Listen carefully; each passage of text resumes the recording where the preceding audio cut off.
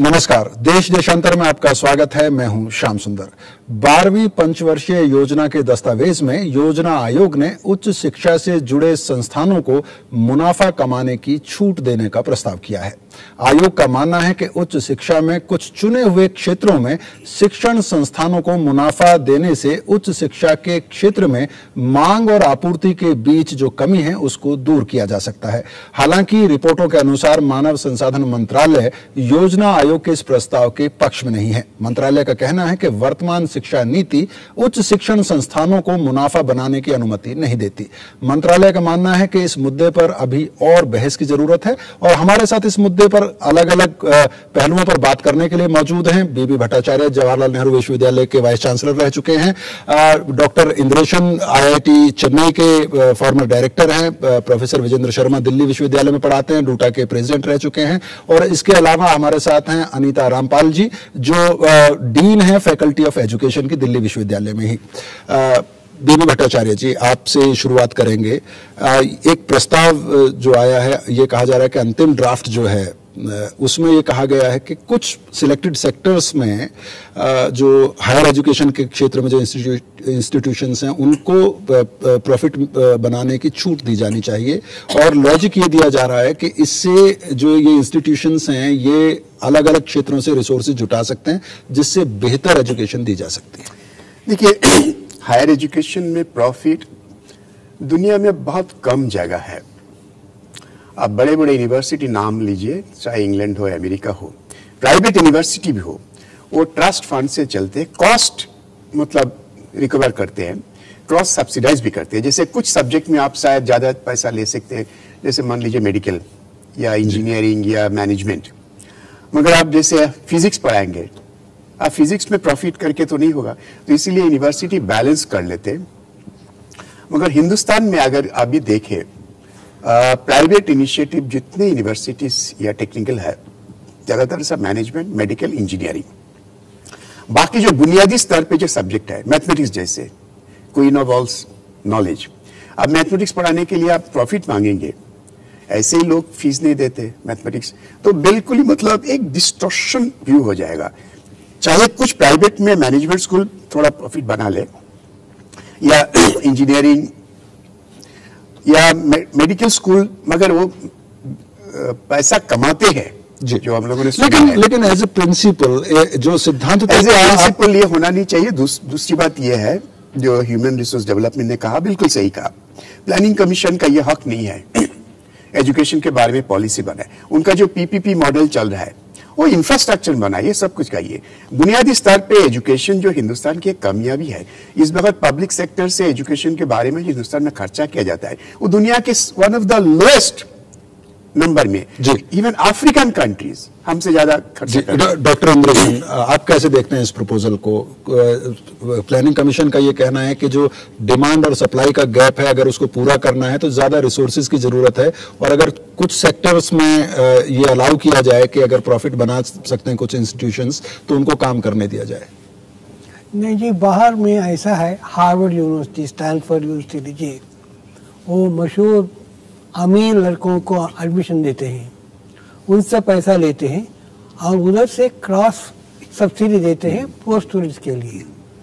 ऐसा हम करना चाहिए। ये प्रॉफिट का कुछ नहीं हो सकता है। प्रॉफिट यूनिवर्सिटीज में प्रॉफिट मुझे समझ नहीं आता है कैसा हो सकता है। लेकिन ये कहा जा रहा है, एक तर्क ये दिया जा रहा है इसमें कि जो प्रॉफिट आएगा उससे जो उस पे जो टैक्स लगेगा उसको आप स्कॉलरशिप्स को फंड कर सकते हैं, जो जरूरतमंद लोग हैं उनके एजुकेशन को फंड कर सकते हैं। नहीं, ऐसा नहीं है, ऐसा नहीं है। देखिए, हर इकोनॉमी में टॉप 20% 50 to 80% कास्ट देते हैं और बाकी 80% 50 to 20% कास्ट देते हैं। हमारे देश में ऐसा अमीर लड़कों को एडमिशन देने को अब तक कोई परमिशन नहीं है। पहले देना चाहिए उनको जो कुछ भी। तो आप ये कह रहे हैं कि जो अफोर्ड कर सकते हैं, जिनके पास पैसा है, उनसे पैसा वसूला जाना चाहिए और उस पैसे से जो जरूरतमंद लोग हैं उनके एजुकेशन को फंड किया जाना चाहिए, मगर प्रॉफिट नहीं है। जी, प्रॉफिट जी, मुनाफे के आप पक्ष में नहीं है। विजेंद्र शर्मा जी, किस तरह से देखते हैं इसमें? देखिए, कि पिछले 10 सालों में खास तौर से सरकारें आई और वो तरह तरह के प्रस्ताव लेकर के आई हैं। कुछ प्रस्ताव वो हायर एजुकेशन को लेकर के पार्लियामेंट में पास नहीं कर पाई, जैसे फॉरेन एजुकेशन इंस्टीट्यूशन बिल, और अभी 6 बिल पेंडिंग पड़े हैं, कोई पास नहीं हो पाया है उसमें। FEI बिल के लिए की जो स्टैंडिंग कमेटी थी उसने ये रिकमेंड किया कि हमको ये जो कॉन्सेप्ट है कि मुनाफा नहीं होना चाहिए एजुकेशन इंस्टीट्यूशन के अंदर, इस कॉन्सेप्ट में परिवर्तन करना चाहिए और मुनाफे की परमिशन दी जानी चाहिए। वो क्यों कह रहे हैं? और क्योंकि पार्लियामेंट में तो अभी पास नहीं हुआ और इसका जबरदस्त विरोध है। हमारे दोनों साथियों ने कहा कि हम इनका विरोध करते हैं कि मुनाफा नहीं होना चाहिए। मैं भी इसके खिलाफ हूं कि अमेरिका का जबरदस्त दबाव है हिंदुस्तान के ऊपर। जो ये तो 12वीं पंचवर्षीय योजना के बारे में कहा जा रहा है, जब 11वीं पंचवर्षीय योजना का दस्तावेज हमारे सामने आया था उसमें भी यही थ्रस्ट था कि हम अमेरिका की इंफॉर्मेशन टेक्नोलॉजी को रिस्पॉन्ड करने के लिए अपनी शिक्षा नीति बनाना चाहते हैं, हम उनकी जरूरतों को पूरा करने के लिए शिक्षा नीति बनाना चाहते हैं। और आज अमेरिका की यूनिवर्सिटियां जो है बंद हो रही हैं, उनमें हड़तालें हो रही हैं, वहां लाखों टीचर्स की नौकरियां चली गई हैं, वहां स्टूडेंट्स के कोर्सेज बंद कर दिए गए हैं, उनके स्कॉलरशिप खत्म कर दिए गए हैं और वहां की यूनिवर्सिटियां ये कहती हैं कि हमको हिंदुस्तान में आकर के अपने शिक्षण संस्थान खोलने दो। तो आप ये कह रहे हैं कि कहीं ना कहीं इस कदम से जो फॉरेन यूनिवर्सिटीज हैं उनको एंट्री देने का रास्ता, उनको एंट्री देने के लिए ही ये किया जा रहा है जी। अब मैं आऊंगा विजेंद्र शर्मा जी आपके पास। अमिता रामपाल जी, जो एक तर्क दिया जा रहा है कि ये तर्क उसमें ये दिया गया है कि जो नो प्रॉफिट का जो टैग है यूनिवर्सिटीज को वो हटा देना चाहिए और जहां जिन सेक्टर्स में ऐसे शिक्षण संस्थानों को परमिशन दी जा सकती है कि वो प्रॉफिट बना सकते हैं उनको बनाने देना चाहिए, क्योंकि अभी हाल ही में एक सर्वे हुआ जो टॉप की 100 यूनिवर्सिटीज हैं दुनिया भर की, उसमें भारत की एक भी यूनिवर्सिटी विश्वविद्यालय का नाम नहीं आया है। और इसलिए कहा जा रहा है कि अगर आपको इंप्रूव करना है फैकल्टीज को, अगर आपको एक उच्च स्तरीय शिक्षा देनी है, उसका स्तर ऊपर उठाना है, उसके लिए रिसोर्सेज की जरूरत है और वैसे में ये कदम शायद मददगार साबित होगा।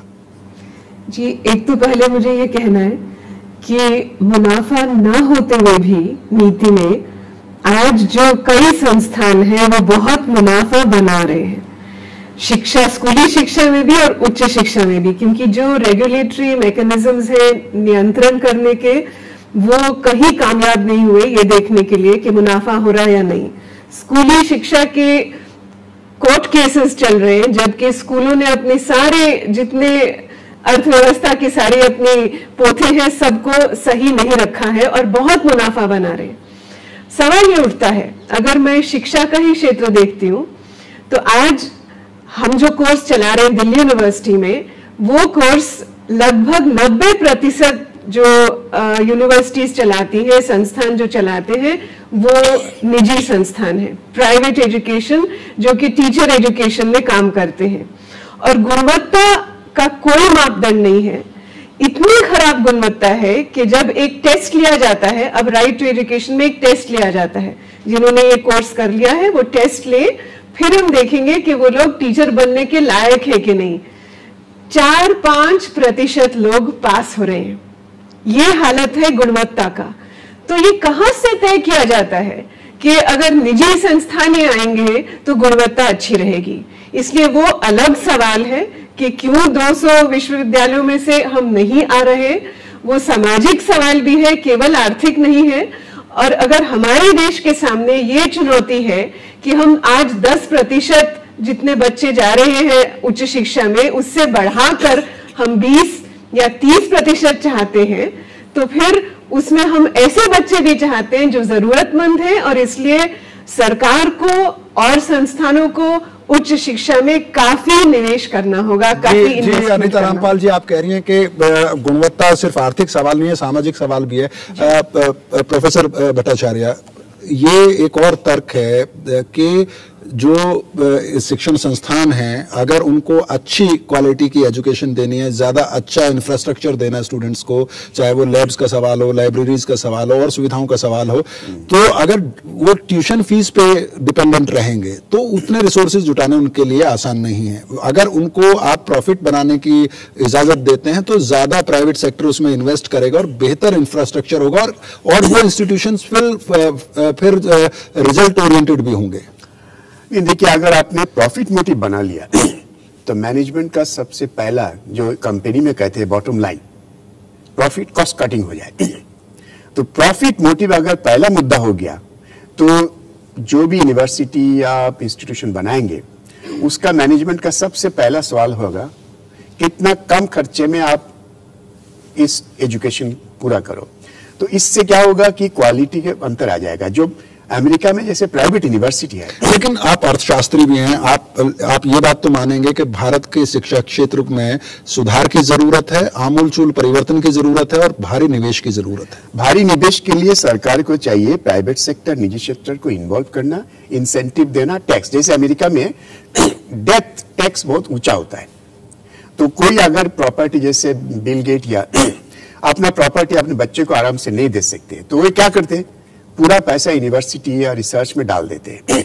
उसमें जैसे हार्वर्ड तरह यूनिवर्सिटी है, इसका जो रिसर्च फंड ही है इतना ऊंचा। उसके बाद इंटरनल डिसिप्लिन होता है, अपना एक सेल्फ प्राइड होता है कि हम रिसर्च में नाम कमाए, पढ़ाई में नाम कमाए। हमारे यहाँ क्या होता है, एक तो यह है कि इंडस्ट्री के ऊपर इंसेंटिव नहीं होता है। अब प्रॉफिट लगाएंगे तो इंडस्ट्री क्या करेगा? पहली बात तो यह है, मैंने जैसे उदाहरण दिया है, मैथमेटिक्स पढ़ाने के लिए कौन आएगा? जी, मेडिकल स्कूल खुल जाएगा। जी, मैं डॉक्टर इंद्रेशन डॉक्टर भट्टाचार्य जो बात कह रहे हैं, कहीं ना कहीं बात तो वही आ रही कि आप इंसेंटिव दें या प्रॉफिट बनाने की छूट दें।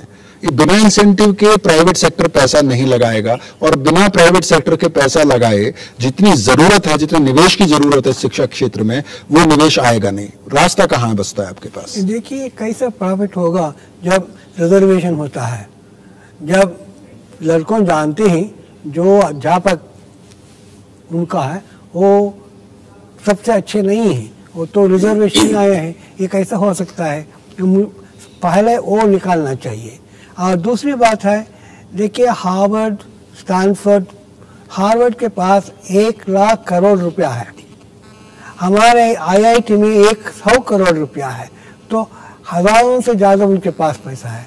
ऐसा अमीर लोगों ऐसा देने के लिए, दान देने के लिए सरकार ने इंतजाम करना पड़ेगा। लेकिन विजेंद्र शर्मा जी, जो प्रोफेसर भट्टाचार्य और डॉक्टर इंद्रेशन जो बात कर रहे हैं, वो माइंडसेट तो हिंदुस्तान में कम से कम बड़े उद्योगपतियों का या बड़े कॉर्पोरेट घरानों का नजर नहीं आता है कि वो शिक्षा में इस तरह से कोई ट्रस्ट बना के दान करना चाहेंगे या उसमें कोई कंट्रीब्यूट करना चाहेंगे।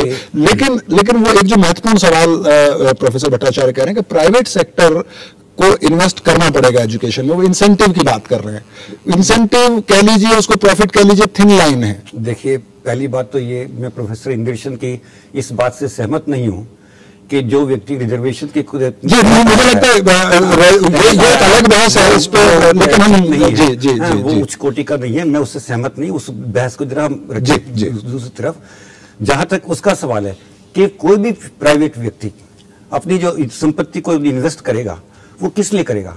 मुनाफा के लिए करेगा, जिसके बारे में वो कह रहे हैं कि कॉस्ट कम होगी, कितनी कम कॉस्ट के ऊपर हम कितना मुनाफा कमा सकते हैं। उसका ये भारत का जो कल्याण वाला जो रास्ता है, कल्याणकारी राज्य का जो 20%, 30%, 40% GR हो, एनरोलमेंट हो, उसका वो मतलब नहीं है। उसका मकसद ये है कि हम कितना प्रॉफिट कमा सकते हैं और कितना ज्यादा प्रॉफिट कमा सकते हैं और किन किन सब्जेक्ट के अंदर प्रॉफिट कमा सकते हैं, वही सब्जेक्ट देंगे, सारे सब्जेक्ट नहीं देंगे। तो जाहिर है कि जब मुनाफा कमाने का हम प्रावधान कर देंगे, जैसा सरकार ने पहले भी कोशिश की है लेकिन नहीं कर पाए हैं, आम जनता के दबाव में नहीं कर पाए हैं, इस बार ये प्लानिंग कमीशन में फिर लाकर के कर रहे हैं कि इससे ये है कि उन कारपोरेट सेक्टर को जिनको वो प्रमोट करना चाहते हैं या विदेशी कंपनियों को जो प्रमोट करना चाहते हैं, एक इजी तरीका दे दिया जाए मुनाफा कमाने का, क्योंकि आज सर्विस इंडस्ट्री 40% है इकोनॉमी का हिस्सा और जिसके अंदर एजुकेशन एक सबसे बड़ा अपकमिंग क्षेत्र है, जिसकी $1 ट्रिलियन से भी ज्यादा की तो आप ये कह रहे हैं कि शिक्षा को भी कॉर्पोरेट सेक्टर एक उद्योग की तरह देख रहा है, उसमें पैसा बनाना चाहता है। जी विजेंद्र शर्मा जी, मैं आऊंगा आपके पास, लेकिन फिलहाल वक्त है एक छोटे से ब्रेक का।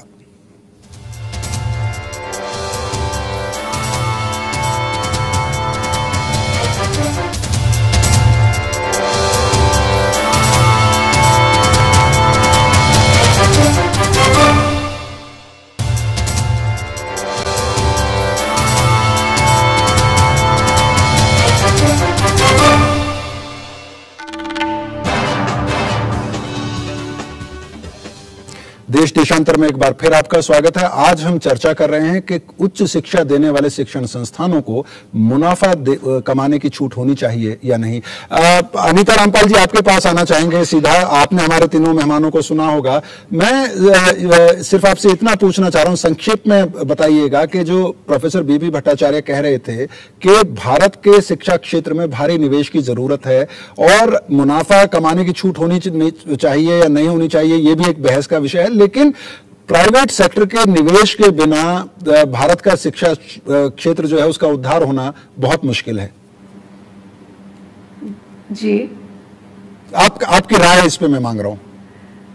नहीं, इसमें तो बिल्कुल स्पष्ट है कि यदि हम समता चाहते हैं और गुणवत्ता चाहते हैं तो हम किस तरह से प्राइवेट सेक्टर को इसमें लाना चाहते हैं उस पर बात होनी चाहिए। अभी ये बहस नहीं है कि मुनाफा हो कि नहीं, अभी तो नीति है कि मुनाफा नहीं हो सकता। ये इंडस्ट्री नहीं है, ये शिक्षा का क्षेत्र है। और इसलिए आज भी जैसे कुछ कोर्सेज हैं जो सेल्फ फाइनेंसिंग कोर्सेज हैं, आज भी चल रहे हैं।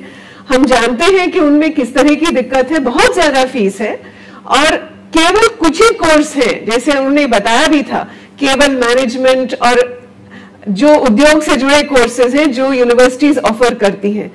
तो जैसे हम वहां पर इस प्रावधान को रखते हैं उसी तरह हमें रखना पड़ेगा कि निजी क्षेत्र आए, किस तरह के कोर्सेज खोले, किस तरह की संस्थान में वो योगदान दे और किस तरह के ट्रस्ट बने। मुनाफा का सवाल ही नहीं हो सकता। जी जी, प्रोफेसर भट्टाचार्य, मुनाफे का सवाल ही नहीं हो सकता है। प्राइवेट सेक्टर आए और वो किन क्षेत्रों में आए ये भी स्पष्ट होना चाहिए। सवाल यह है कि प्राइवेट सेक्टर फिर क्यों आएगा। सुनिए, प्राइवेट सेक्टर हिंदुस्तान में एक फ्री राइडर की तरह फायदा करते हैं। देखिए, IIT ले लीजिए, IIM ले लीजिए, इनमें बच्चे पढ़ते हैं सरकारी खर्चा से, टैक्स पेयर्स के मनी से काम करते हैं। प्राइवेट सेक्टर में उनका प्रॉफिट होता है। अब अमेरिका जाइए, अमेरिका, MIT, हार्वर्ड, ये सब जो top technology, business, medical school, इनका कॉस्ट बेयर कौन करता है? Industry. Research in pharmaceutical, medicine, pharmaceutical company. Energy research कौन करता है? एनर्जी कंपनी यूनिवर्सिटी में पैसा देते हैं। लेकिन मेरा सवाल ये है प्रोफेसर भट्टाचार्य कि हिंदुस्तान में आप जो कह रहे हैं बिल्कुल सही बात है कि टैक्स पेयर मनी से एक IIT या IIM का स्टूडेंट पढ़ के निकलता है और प्राइवेट सेक्टर को वो तैयार माल की तरह मिलता है, उसको इस्तेमाल करता है। उनके ऊपर सवाल ये है कि प्राइवेट सेक्टर के निवेश की जो आप बात कर रहे हैं, क्या प्राइवेट सेक्टर टैक्स लेना चाहिए? सुनिए, प्राइवेट सेक्टर को कहना चाहिए कॉर्पोरेट सेक्टर को, कॉर्पोरेट टैक्स जैसे 34% है, ठीक है, डोमेस्टिक कॉर्पोरेट सेक्टर का। आप अगर IIT, IIM या यूनिवर्सिटी में इन्वेस्ट करोगे, आपको 34 से 30 या जो भी हो छूट मिलेगा। अगर आप पूरा कोई भी पैसा नहीं देना चाहते हो तो आपको पूरा कॉर्पोरेट टैक्स देना पड़ेगा। तो इससे क्या होगा कि उस पैसा से यूनिवर्सिटी, हायर एजुकेशन में इंसेंटिव मिलेगा, कैसे कॉर्पोरेट सेक्टर से पैसा लिया जाए, कंपटीशन होगा। जर्मनी जैसे मॉडल है, यूनिवर्सिटी को कहा गया रैंकिंग करके आप कॉर्पोरेट से रिसर्च के पैसा पूरा उठा लो। अमेरिका में रिसर्च के पैसा पूरा इंडस्ट्री बेयर करते हैं। हिंदुस्तान में एक पैसा कॉर्पोरेट सेक्टर देना नहीं चाहते। मैंने एक उदाहरण से कह रहा हूं, कुछ दिन पहले मैं एक गुजरात में गया था लेक्चर देने में। मैंने उनको पूछा आपका मेन प्रॉब्लम, कहते हमारे यहाँ इंजीनियर की कमी है। तो हमने कहा क्यों ना आप सारा इंडस्ट्री मिलके एक IIT के बराबर इंजीनियरिंग कॉलेज खोल दो, उसी स्टैंडर्ड। नहीं, वो तो सरकार की जिम्मा है। तो ये जो एक जो माइंडसेट है, अप्रोच है, जो उसको बदलने की जरूरत है। ह्यूमन कैपिटल फॉर्मेशन सरकार करेंगे, फायदा हम उठाएंगे। डॉक्टर इंद्रेशन, आपका क्या अनुभव है? जो डॉक्टर बीबी भट्टाचार्य कह रहे हैं, आप सहमत हैं इस बात से कि इंडस्ट्री को खर्चा उठाना चाहिए, IIT, IIM जैसे संस्थानों जब पैसा देते हैं, IIT को देते हैं, कंट्रोल सरकार के पास है। जब पैसा देते हैं वो कहेंगे इस सब्जेक्ट में ऐसा रिसर्च करना चाहिए, ऐसा लोगों को एडमिट करना चाहिए, ऐसा लोगों को सेलेक्ट करना चाहिए। ये मांगता है जो पैसा देते हैं। पैसा देने को जरूरत है, लेकिन सवाल ये है कि फिर उनको जो जरूरत है, जिस क्षेत्र में जिस कोर्स की जरूरत है, वो उस कोर्स पे जोर देंगे। हाँ, जिसमें उनको श्रद्धा है, उसमें इंटरेस्ट है, वो तो देंगे। मगर सारे नहीं दे सकते हैं।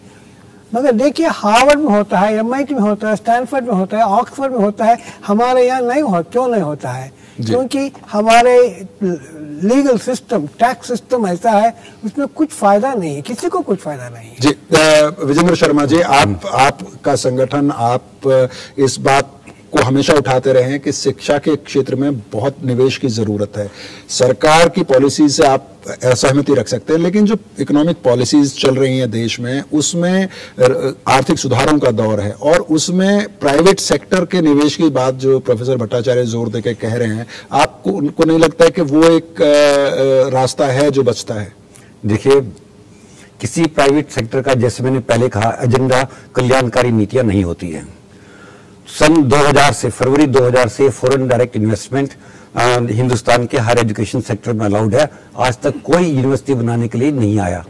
वो इसलिए नहीं आया क्योंकि मुनाफा कमाने की इजाजत नहीं थी। और पिछले जो बिल पड़े हैं, तो आपको नहीं लगता जब आप ये बात कह रहे हैं कि प्लानिंग कमीशन के इस तर्क में ज्यादा दम नजर आता है कि उनको मुनाफा बनाने की छूट देनी चाहिए, चाहे उसको आपको कंट्रोल करें? अगर हमको अपना एनरोलमेंट रेशियो बढ़ाना है, अपनी ज्यादा से ज्यादा स्टूडेंट्स को 17 से 23 साल की उम्र के अब उसमें एजुकेशन में लाने हैं, तो किसी प्राइवेट इन्वेस्टमेंट से नहीं होगा। इन्वेस्टमेंट सरकार को करनी पड़ेगी। और सरकार कहे कि हमारे पास पैसा नहीं है, हम उसको मानते नहीं है, क्योंकि पिछले फिस्कल के अंदर 5 लाख करोड़ रुपया टैक्स फोरगॉन था, मतलब टैक्स वसूला नहीं गया। और इतने सारे स्कैम है जितने अब तो हजारों करोड़ का नहीं है, अब तो लाखों करोड़ के आते हैं। ये लाखों करोड़ रुपए की छूट दी जाती है कॉर्पोरेट सेक्टर को।